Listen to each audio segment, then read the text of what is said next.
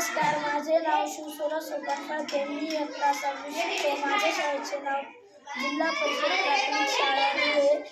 मी आज तुम्हाला या शैक्षणिक साहित्याच्या मदतीने विषम संख्या कशा ओळखायच्या ते सांगणार आहे.